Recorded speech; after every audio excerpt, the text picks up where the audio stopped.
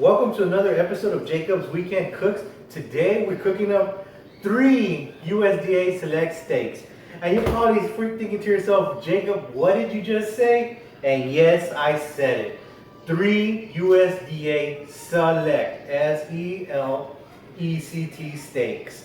And by looking at them, there's really nothing special about them. That's the grading process of a USDA Select steak from USDA Select, Prime, so on and so forth. Is the amount of marbling content that's going to be available in the steak is going to be very minimum. The texture of the meat is going to be a little more tougher because it's a different type of cow, the cow was raised differently. So yeah, everything's going to be subpar on this steak. So the purpose of this video today is to let's see if we can make a USDA Select steak just a tad bit better. And there's different methods of to approach this, right? But I want to try one method. And you're probably thinking to yourself, well, what method is this? Well, we're just going to use good old-fashioned salt. You're probably wondering, Jacob, don't we use salt on practically every cook you do? And yes, I do use salt as a seasoning. But today, the salt is going to be, the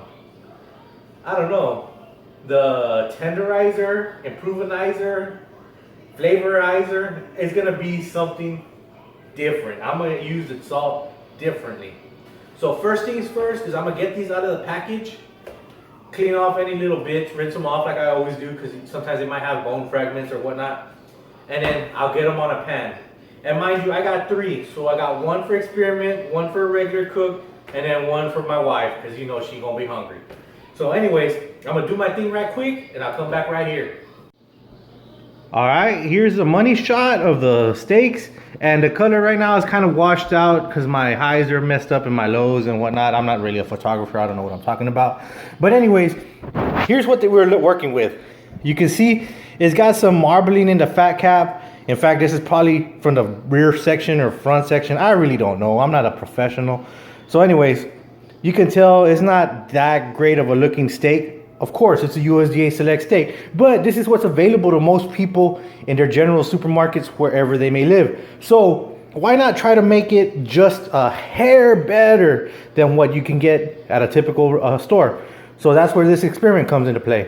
So what I'm gonna do right now is I'm gonna season them up, or actually season 2 of them up, and one of them is gonna get our special little trick. So right now I'm gonna put the camera back on the stand and we'll get to it.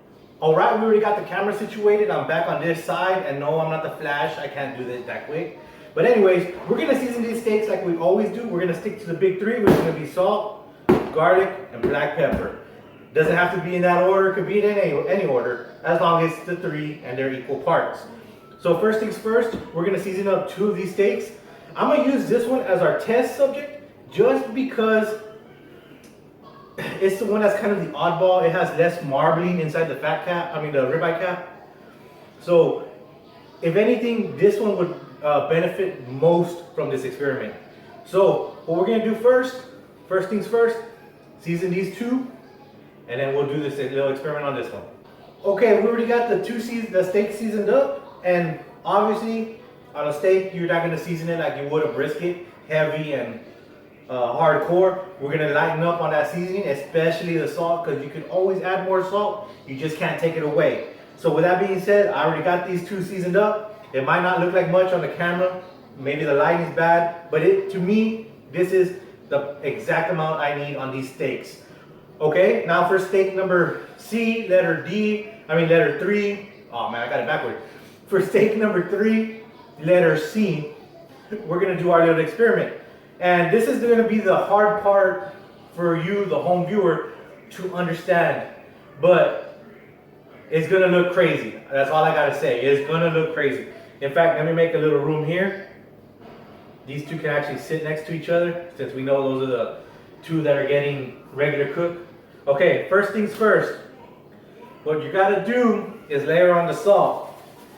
And I'm not talking about steak salt. I'm not talking about brisket salt. I'm talking about layer on the salt. And when I think of this salt trick, it kind of reminds me of dry brining, like a brisket. if that's the proper term. But the moisture, I think, is gonna draw in the moisture, draw out the moisture. I really don't know, to be honest with you. Like I said, I'm just a home cook. But anyways, it's gonna do something special to this steak. And you can see me sweating up a storm because I'm nervous. I don't want to ruin the steak. I got 3 steaks. I ruined one. That's 33% of my steak just gone. Okay? So anyways, I'm gonna season salt one side. I'm gonna season one side. Let me give it some more. You can see the salt's already dissolving into the steak. Okay?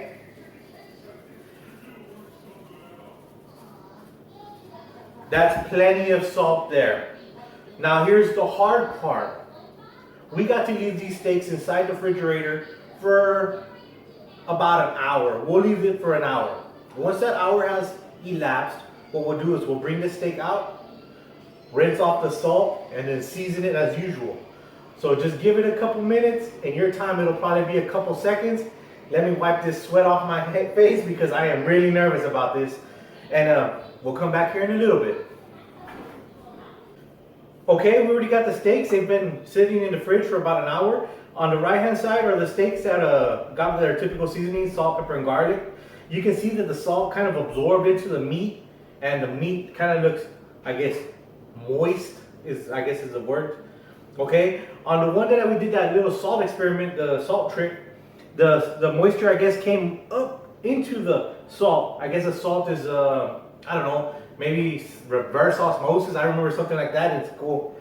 But anyways, the water attracted to the salt, I guess it's trying to get in equilibrium with the salt, right? So I'm thinking it draws out the moisture, kind of like a dry aging process, but on a I guess a smaller scale, shorter scale. So right now, the next step in this process is we're gonna get this steak, rinse off all that salt, and then season with our seasonings. Mind you, I might go a little lighter on the salt, just because I don't want to overdo it. Like I said, you can always overdo it, you can't underdo it. So right now, let me rinse it off real quick, and then we'll come back to this step. And now we're back. The steaks have been sitting in the fridge for about an hour. The steaks on the right hand side are the ones that received the typical seasonings of the salt, pepper, and garlic. The salt seems to have absorbed into the meat, and that's what we expect on the steaks. They do look kind of moist on the exterior. Mind you, these steaks are going to be only sitting in the fridge for about a couple hours before I cook them. I usually like to do it a day before, so they kind of dry out on the exterior. Not an issue. Anyways, on the salt trick experiment that we're doing, the salt seems to have drawn. Oh man, I'm not even using proper vocabulary. Seems to have drawn the moisture from the interior to the exterior. I'm guessing what's happening is that the salt is trying to be in equilibrium with the salt. The water's trying to be in equilibrium with the salt, and it's coming up to the top. Is it a good thing, a bad thing? I don't know. It seems like it's kind of like a rapid dry aging process, because you can't do this overnight, or I mean, you probably could, right? Would I recommend it? I don't know. I'm kind of nervous about doing it any longer than an hour. But anyways, the next step in this process is to get this steak, rinse off all that excess salt. Make sure you get every single last bit of it off. Rinse it all off, and then what we'll do, we'll season them up with our typical seasonings, the salt, pepper, and garlic. Mind you, we might go a little bit easier on the salt just because we might still have some remnants of salt inside the steak. And then from there, we'll leave it in the fridge about another 30 minutes to an hour while I get that fire started, and then we'll take them back outside. So give me 1 sec while I rinse it off, and we'll come back to it. And here we are, the close-up of the steaks. You can see that there's kind of moisture. You can see the reflection on the steaks. The salt has already absorbed into the typical seasoning steaks. And then here's the salt one close up. And it's hard for me to show you, I guess, if I try to get the light. But anyways, the salt looks like it's got moisture in it, like it's sitting in a little bit of water. And like I said, it's probably like a dry aging process, but on a higher speed. I don't think you could do this for a very long time. But anyways, like I said, I'm gonna rinse these real quick, and then we'll season it up. Here's the back side of that steak. I know the light's not really helping, but you can see it's still got moisture on it. Yeah, some of it's from the water. But look at the cells of the steak. It kind of looks like just full. If that's the proper terminology, it's just like they're touching, they're concentrated, right? Okay, this is the side that didn't get the moisture, I mean the salt treatment. Okay, now here's the side that did get the salt treatment. You can see the fibers of the meat kind of like started separating. So I'm thinking what happened is that the moisture was drawn out of the fibers, thus separating them. So this might give us a more tender experience. It's not gonna change your steak from a choice to a prime or whatever to a wagyu. No. What I'm thinking is gonna do is gonna change the texture of the meat. So anyways, like I said, I'm gonna put this camera back on the stand, season it up real quick, and then we'll take them outside to cook. I said take them outside to cook, I'm sorry. We're gonna put them in the fridge, get the fire started, let them sit about another 30 minutes to an hour, and then we'll take them outside to cook. Okay, I know y'all did that, y'all saw the close-up, right? And from this perspective, I can see the light, and yeah, it seems like the fibers of the meat separated. So yeah, it's not gonna change your steak from a select to a prime, or make it like a wagyu. No. What it's gonna do is, I'm thinking it's kind of like a tenderization. It'll help tenderize the meat, so it'll be a little easier to chew. But aside from that, it does seem like it's sunk into the fat compared to these other ones. So there's nothing left to it but to do it. We're gonna season it up and put them in the fridge. And like I said, we'll leave them about 30 minutes to an hour while I get that fire going. I want that fire just right. And then we'll take them outside and start cooking them.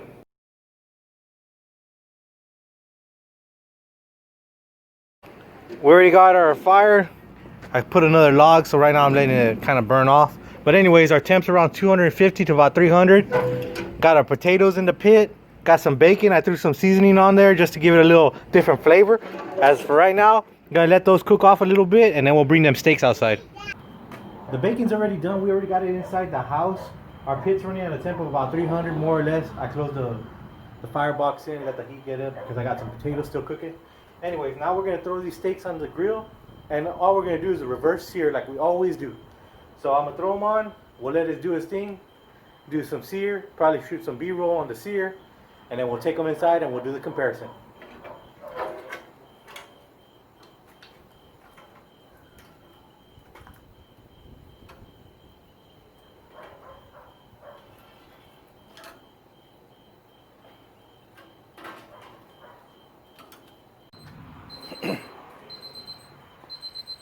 Our steaks have finally reached their temperature. Now it's time to sear them up.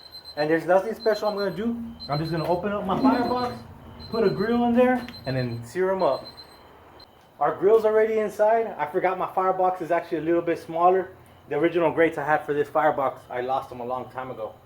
Anyways, we're ready to rock and roll. I'm gonna throw my steaks on there, and we're gonna get them seared up. We already got our steaks on the fire. And you hear that sizzling going on? That's what you want to hear. You want that fire to give it that flame kiss. Just kind of watch it, because that fire can burn the steaks on the exterior. So make sure you just keep an eye on it. You can flip it like about every 30 seconds, but if you want to check it a little bit earlier, check it a little bit earlier.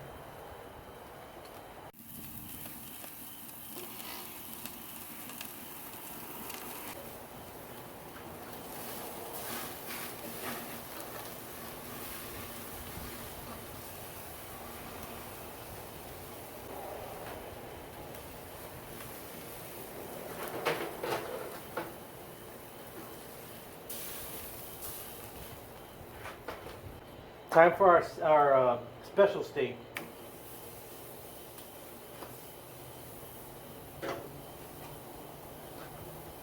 The thing with these steaks is that they're real thin. They're, I think, about an inch, not even an inch, like a half inch, 3/4 inch. I don't know. I didn't have a measuring tape on hand to measure them.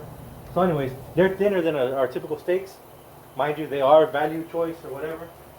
Gotta pay attention for this cat. The cat wants to get it. So anyways, so the reverse sear is going to be a little bit different. You got to watch it because you can overcook it in this last little portion. And I think I kind of messed up because I did take them to 115 degrees, but that 115 degree counts for like a 1 inch to 1.5 inches to maybe even a 2 inch steak. And these are pretty thin, so I may have overcooked them. I was shooting for medium rare. I might end up at like around a medium well. But a steak's a steak as long as it's delicious, right? And as long as it's not charcoal for you well done fans. Akid.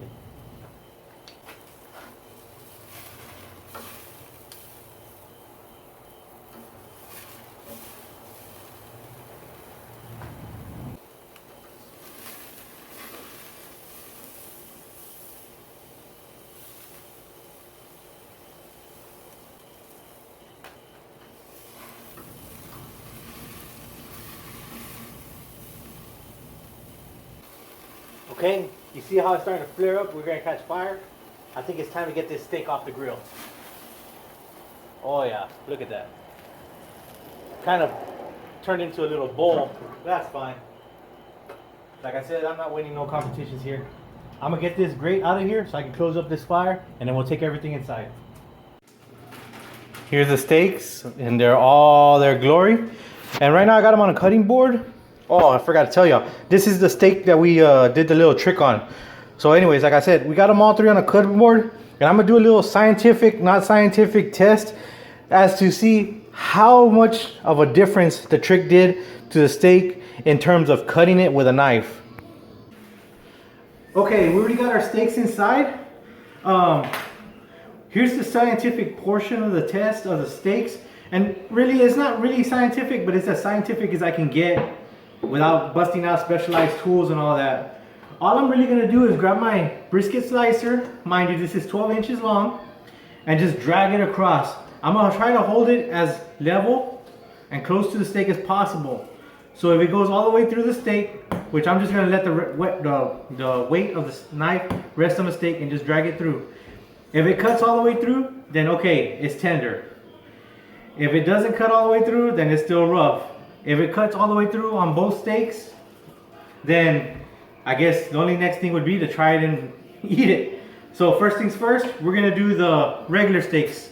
And I'm not too sure, you might be getting my panza in the background because I kind of got it facing the steaks. I'm hoping, can you check if it's in frame? Okay, we're in frame. Okay, I'm verifying we're in frame.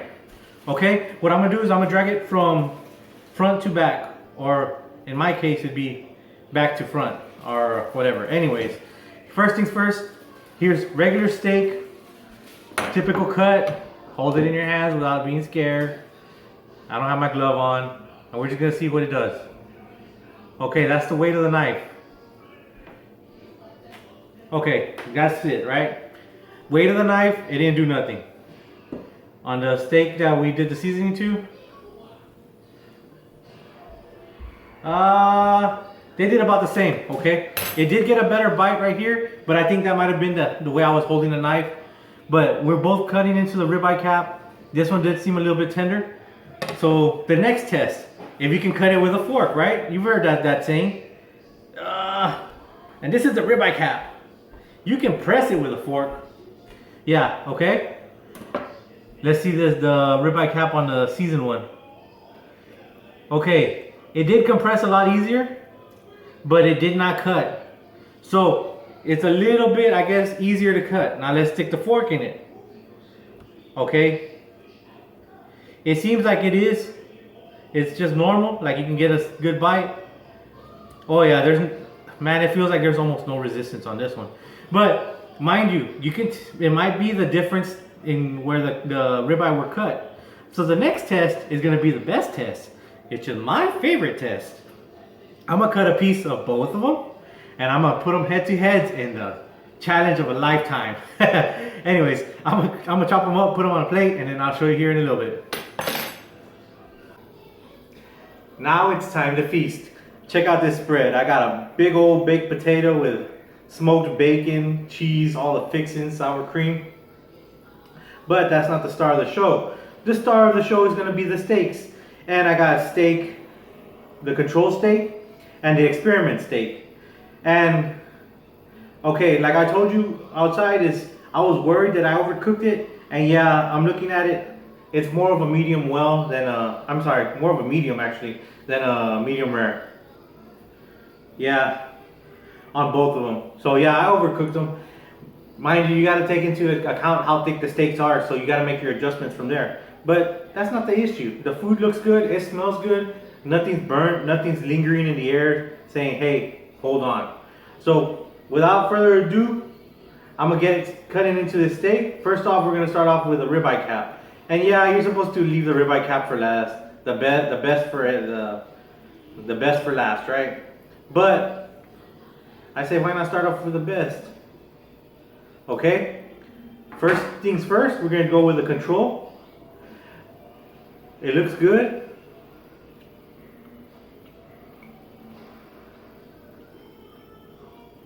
Okay. is good. It's tender. Since it's a select steak, I'm gonna give you a comparison. It almost has the same similar texture to a filet mignon. And the only reason I say that, and don't get me quoted wrong here, is it's soft, right? But the fat is lacking the flavor. You know what I'm saying? That pow is lacking. And of course, I'm gonna get that on this other piece as well, because this other piece has the same thing, lacking in the fat department. But we'll see what's up. But yeah, it is tender. It's a ribeye cap. Ribeye caps are known to be tender. Okay, now let's try the ribeye cap on the experimental steak.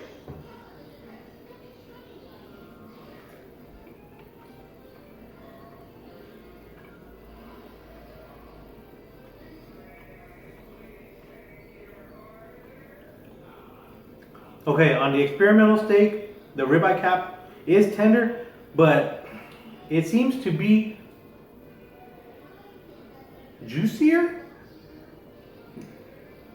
Like it's not the fat. Like I said, they both have very similar amount of fat.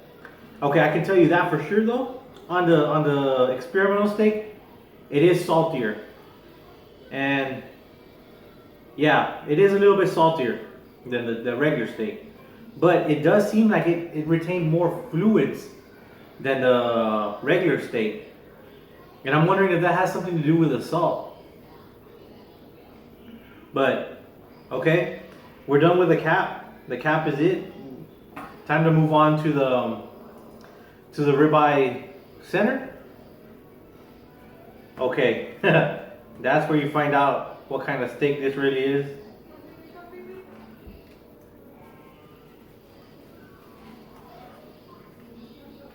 Okay, it looks dry, I'm not gonna lie, but that's what happens when you overcook a steak, and it happens to the best of us. Okay, now we're gonna get the center of the ribeye, and it's sad. USDA Select is sad. Okay.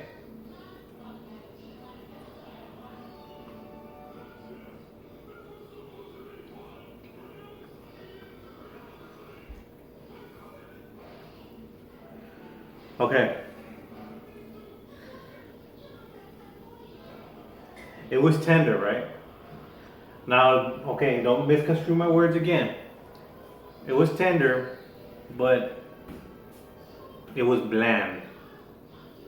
It tasted like the seasonings, but like I said earlier, the fat is the flavor. It has the same texture. No, not the same texture. No, I'm sorry. Let me take a step backwards. It's not the same texture as a ribeye cap, but it's the same feeling. Like it's meat, it's beefy, it's dry, but that could be from overcooking, correct? So it's lacking on that wow factor. It's beef, it's steak. You need your protein, get your protein here. It's cheap.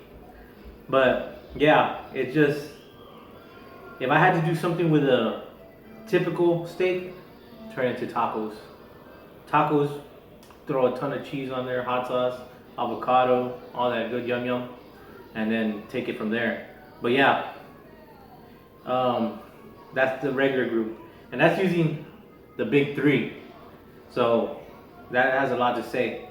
Now here's the experimental steak.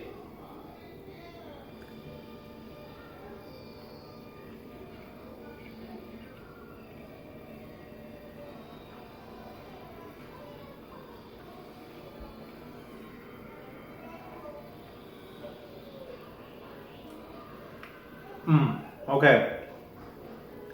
The same thing I said earlier. It's saltier, so you're gonna get that right off the bat. But don't think it's too much salt. It may be too much for some people. For me, it's just the right amount. So for others, it might just be a little bit too much salt.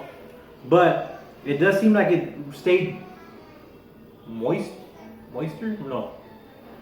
It stayed with more moisture in it. So maybe the salt has something. Because okay, when you brine a turkey, what's the purpose of the brine? To make sure the turkey stays juicy throughout the cook. So when you cut it open, juices flow out, and oh my God, this turkey looks delicious. So I'm thinking, my scientific, my cogs are turning. You might see smoke coming out, but I'm thinking the process of throwing that salt on the steak is almost similar to brining the steak. So the moisture that's on the outside comes in, and maybe the moisture in the air settles down onto the salt, also coming into the steak. I don't know. Like I said, I'm not a scientist. I'm just a backyard cook. But it just seems, in my opinion, that the steak that we did that science little trick to, the salt trick, came out better than the regular steak. Is it gonna be something? How can I tell you? Is it worth the effort?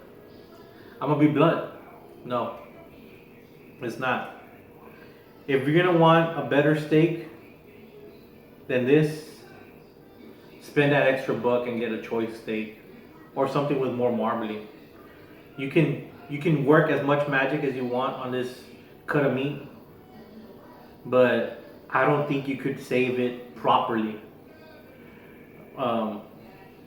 Yeah, I don't see no other way. We could probably try other stuff, but I say for the amount of effort, just spend that extra $1. I think, was it a choice goes for another $1 more or $2 more per pound. So you paid $14 for 1 pound, and now you're gonna pay $16 for 1 more pound of the regulars, the choice steaks. Yeah, spend that $2, because the effort required to do this, a choice steak will come out better with no effort. So yeah, with that being said, that was the review portion of this video. So now here we go to the begging and the pandering portion. Okay, hit that subscribe button, hit that like button, hit that share button, and let people know, hey, Jacob's cooking up steaks and doing little experiments on steaks. And I know it don't cost you nothing, just little support here and there. Like I said, hit that subscribe button, please, please, please. The more subscribers I get, well, I ain't getting paid, so it don't matter. It's just better for it. Anyways, yeah, I'm a munch out on this plate and probably watch some TV and then go to sleep. So in about 2 weeks, I'll put out another video, and we'll keep on going on that schedule from there. So let's see, I ain't got nothing else much to say, but oh yeah, don't stop cooking, right? No recipe is perfect. It's up to us to try them. If we don't like them, we could always adjust them, and we'll go from there. So until next time, this is Jacob saying peace.